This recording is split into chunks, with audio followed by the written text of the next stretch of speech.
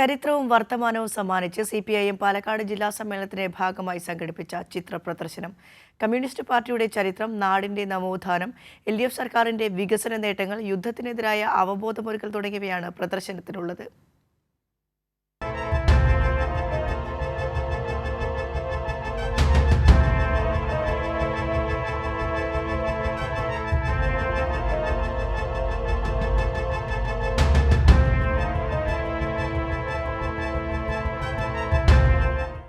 പാലക്കാട്ടെ ധീരരക്തസാക്ഷികളുടെ ഓർമ്മകളാണ് ചിത്രപ്രദർശന നഗരിയുടെ കവാടം. പഴയകാല പാർട്ടി ഓഫീസുകൾ പ്രദർശനത്തിന് സ്വാഗതമേകുന്നു.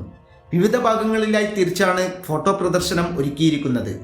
കമ്മ്യൂണിസ്റ്റ് പാർട്ടിയുടെ ചരിത്രമാണ് ഒന്നാം വിഭാഗത്തിൽ, പാർട്ടിയുടെ കേരളത്തിലെ ചരിത്രം രണ്ടാം വിഭാഗത്തിലും, പാലക്കാട്ടെ ചരിത്രം മൂന്നാം വിഭാഗത്തിലും ഉൾപ്പെടുത്തിയിട്ടുണ്ട്. നവോത്ഥാനവും ഇടതു സർക്കാരിൻ്റെ നേട്ടങ്ങളും വർഗീയതക്കും മതഭ്രാന്തിനുമെതിരെയുള്ള ചിത്രങ്ങളും ഉണ്ടെന്ന് പ്രദർശനത്തിൻ്റെ ചുമതലയുള്ള TR അജയൻ പറഞ്ഞു. മൊത്തമായിട്ട് കമ്മ്യൂണിസ്റ്റ് പാർട്ടിയുടെ ചരിത്രം, കേരളത്തിൻ്റെ വളർച്ച, അതിന് നേതൃത്വം കൊടുത്ത നേതാക്കൾ, അതിൻ്റെ എല്ലാം ഒരു ചിത്രമാണ് നമ്മളിവിടെ കൊടുത്തിട്ടുള്ളത്.